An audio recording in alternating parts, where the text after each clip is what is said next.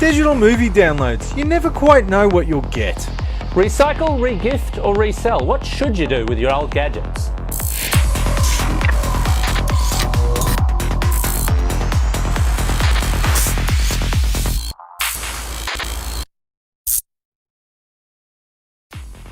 Welcome to Vertical Hold, the tech show where we channel surf through the headlines in search of the big picture. I'm Alex Kidman, and I'm joined, as always, by a man who knows everything there is to know about the iPhone 7, Adam Turner. Adam, what's happening in tech news? Aussies might be able to text or even tweet the cops in times of trouble as part of a wide-ranging review of the 000 emergency services number. All these options and more on the table as part of a wide-ranging review before the service is put out to tender for the next decade. Tweakers rejoice as there's a new Raspberry Pi computer on a board you can buy. The B Plus model keeps the same basic form factor and indeed the same processor, but it doubles the number of USB ports, reduces the power usage by about 20%, and increases the number of input-output pins, further increasing the capabilities of these tiny education computers. Google has enabled Android screen mirroring on the Chromecast, letting gadget owners see their device's screen on their TV. While it's a handy workaround for getting iView onto your television, the picture quality still doesn't match Chromecast compatible services such as YouTube and Google Play. Australian contactless payment options continue to spread. If their incessant slogans haven't driven you around the edge, Coles will offer you a payment sticker that you whack on the back of your phone, which, when combined with a Coles credit card, allow you to do a bit of touch-free shopping. Meanwhile, on the credit union side of things, Cuscal's touch-free service works with Android NFC-enabled phones to allow the same kind of tap-and-go payment service. So Adam, Apple's announced the availability of iTunes Extras, designed to compete with the kind of stuff that you get if you buy a physical DVD or Blu-ray. You've been looking into this, but it's not really a clear picture, is it? Yeah, the problem with this stuff is you never know what you're going to get, and that's pretty frustrating when you're handing over your money. I had a look at it because iTunes Extras has been around for a while, and it worked on iTunes on your Mac and on an Apple TV. Then a couple of years ago they got rid of it from the Apple TV and it only worked on a computer. But now they've brought it back to the Apple TV and they're also bringing it to iOS 8 when that comes out. So when you buy so you'd be able to iTunes, watch it on an iPad or an iPhone or something like that. Yeah, so you'd be able to watch it on an iPad or an iPhone. So it's kind of making up for, as you say, when you buy a movie on disc, you get these extra features. You might want to move to digital downloads, but now you lose all these extra features, and you might like the deleted scenes or whatever else was on the disc. So this is Apple's way of saying, no, you really should keep buying digital stuff. Trust me, you're not missing out. But maybe you are, and maybe you're not, and you never know until you hand over your money. Yeah. I think that's particularly important given that largely for the digital downloads you pay the same as you do for a disc. That's the thing, you pay the same. Sometimes you get more, sometimes you get less, and it's pretty hard to know what you get until you hand over your money, and iTunes Extra is a good example of that. There's no real explanation from Apple as to what the iTunes Extras are that you get. You can look at a screenshot of it through iTunes in your computer, but you still don't quite know if it how it weighs up against the disc. So I bought Frozen from iTunes in HD. That's the thing, you have to buy the HD version to get the extras, which is a bit annoying if, like me, you're not on a really fast internet connection. Bought Frozen, had a look at the extras, went down to the shop, got Frozen on Blu-ray so I could have a look at the extras on that too and compare it. Now this is where it starts to get even more complicated, because when you buy a movie on Blu-ray you think, oh, that's okay, I'll get the digital copy as well sometimes, and if I bought the Blu-ray version I'll get the HD. Maybe, maybe not.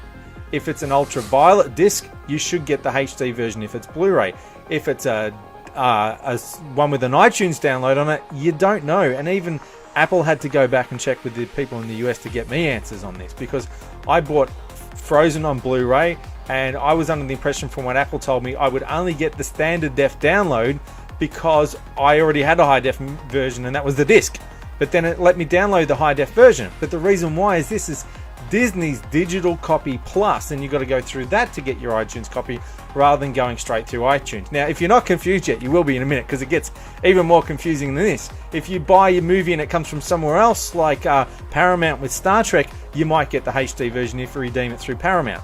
Or you might not. Or you might get the disc in them with the movie and then you only get the standard def version. And like I said, at this point, you're standing in the shop staring at all these discs thinking, what do I actually get for my money? And there's no way you can find out until you pay, and I think that kind of sucks.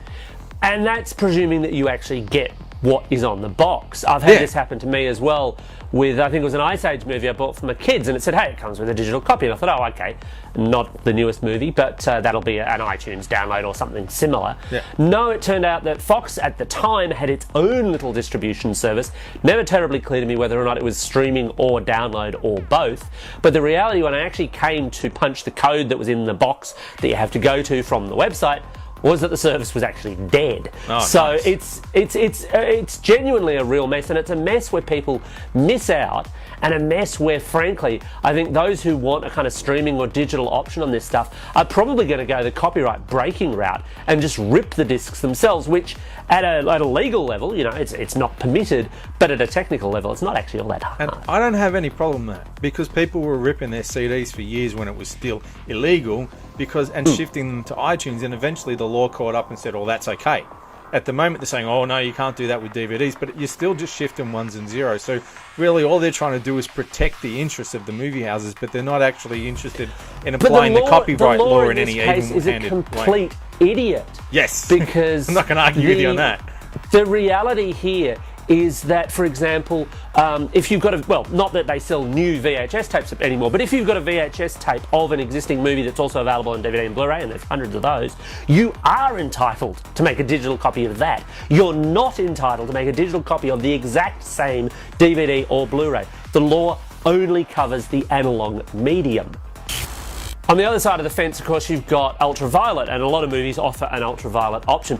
I'm not a big fan. It's not as flexible, and certainly you don't get the extras. You're a little bit more in favour, though, yeah? Well, there's a lot of things that frustrate me about ultraviolet, and personally, I'd rather go the iTunes download. But what I like about ultraviolet is the consistency. Like I said, if I buy the Blu-ray version, I know which retailers I can redeem the high def version from. I know that I'll get the high def version. I can use a service like EasyFlix, which is pretty good and pretty flexible, and also handles digital Disney copy and other stuff. But then you run into other problems, like with EasyFlix, it now works with the Chromecast, which is great because you can watch all these on the TV. Except sometimes you run into a movie where they say, sorry, we don't have the rights to let you watch that on the Chromecast. Even though you've paid for the movie. The thing that you've bought the rights to, yes, to use it on your own TV, to watch it yourself in the same way that you could if you had a physical disc, or indeed, in fact, an iTunes download. Exactly. Yeah, at which point you go, why the hell am I bothering with digital downloads? But I don't really blame EasyFlix for this. I don't think they sit there thinking, how can we piss Adam off? Which things can we turn on and off? It's more that these are the rights that they're granted by... Well, actually, maybe they do. But it's also the rights that they're granted by the movie houses. And the movie houses are so fussy about this stuff. And I bet you some movies you can watch in Chromecast in the US, but not here. And the same with extras. You get more extras on the disc in America for no good reason, other than we just live on the wrong side of an imaginary line. So at the end of the day, the whole thing's such a dog's breakfast that, as you say, just buy the damn disc and rip it. So Alex, I see Apple's got a deal now in Australia where you can hand over your old iGadgets and get a bit of a discount on a new one. Does this sound like a good deal to you? Well, on the surface, it sounds kind of generous. The idea is that you take an iPad or an iPhone into any of their 21 Apple stores across the country, and they offer you a trade-in price against a new device, up to $250 for an iPhone. I think it's $215 for an iPad. Yeah. And look, if you're lazy and there's an Apple store just down the road, it might be, and you had your eye on a new device, it might be all right. But I think with even the smallest bit of research, you can do a lot better. What is the average price that you've seen? If you wanted to get rid of an iPhone, what would you do? Would you eBay it? Okay, well look, this is the thing. There's a whole bunch of choices. Apple's pricing is not terrible. If you look at the guys who specifically and deliberately buy old mobiles especially, the general price, unless you've got a really sparkling brand new looking device, the general prices are actually on the same side as Apple's, or maybe even a little bit lower. Having said that, they're offering cash. Apple's offering trade-in value. You've still got to buy a new iPad. You've still got to buy a new iPhone. You don't even have the option to take it in there and say, oh look, can I have this in iTunes credit? Can I have this against a MacBook? No, it doesn't work like that. You've got to actually still stay within their ecosystem, and undeniably that's part of their play here as well. But yeah, you look at Gumtree, you look at eBay, and people are asking for and getting, for example, for the highest model they'll take, because Apple won't take the new models. You can't trade in a 5S, you can't trade in an iPad Air, for example. I don't know why you'd want to, but they won't take them if you did. Maybe you've damaged it and you want a new one. I don't know. They might think you're trying to do something. But if it's damaged, it's not clear. Well, no, they say they'll give you an up to value, But that's dependent on condition. If it's damaged, undeniably, they'll give you a lowball figure, without a shadow of a doubt. At the same time, also, there's a couple of models that are excluded. If you're still rocking an iPhone 3GS or an original iPad, they don't want to know about that. I've got both of them in the house, actually. Yeah, so do I. The thing is, if you look at the best model, as it were, of the iPhone, the 4S 64 gig model, a little bit of research reveals people selling those for $400 to $500 on Gumtree and eBay. And those are finished sales. Those are people who are actually reaching those kind of figures. Now, if you're only going to get $250, and I'm willing to bet $250 is for a unit that's in all but pristine condition. Yeah. Apple's thing is that it's recycling this, and look, in some ways that's laudable. It's better than them ending up in landfill, to be sure. And I guess it's better than putting them into if your local council does e-waste recycling. I guess it's better than that, in that you're getting a trade-in value of some sort, as long as you were planning to buy a new iPhone or iPad, of course. But the thing there is, if you give them something that's in brilliant working order, I have very little doubt that what they will do is they'll do whatever they need to do to refurbish it and sell them on themselves, same as the guys who buy any given brand of smartphone you might choose to name. And when they refurb them, they charge a lot for them. They only knock about 10 or 15% off the price of a refurb, not much. Yeah, you can't take even a bright shiny model and get your $250 and walk out with something without actually having an outlay anyway. So they're going to kind of win on both sides of this equation. Equally though, I mean, I'd argue that perhaps, depending on the figure they give you, perhaps just re-gifting is not a terrible idea.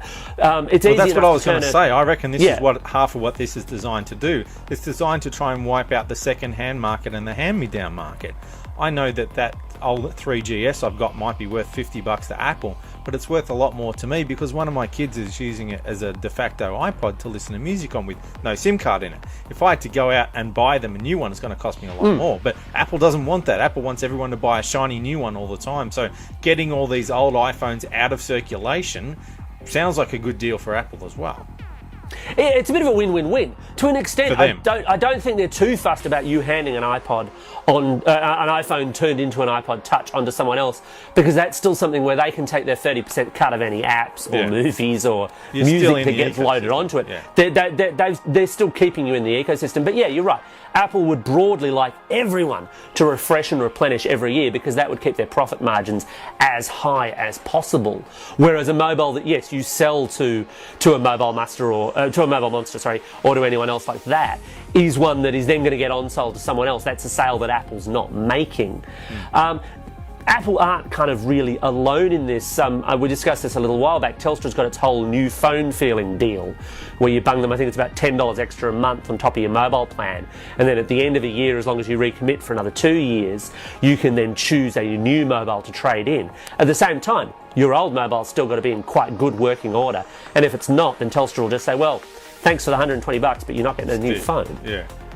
A lot of these trade-in deals work that way, and I mean that's a lot of the way that this resales market works. It's the same as any kind of second-hand dealer. They're always going to give you a lot less than the going rate, because that's what they're going to sell it on for. In Apple's case, they're either going to sell it on if it's in good enough condition, use it for presumably parts if it isn't, or just straight recycle it if it's, totally bung, and at the same time collect the difference in the new device that you buy.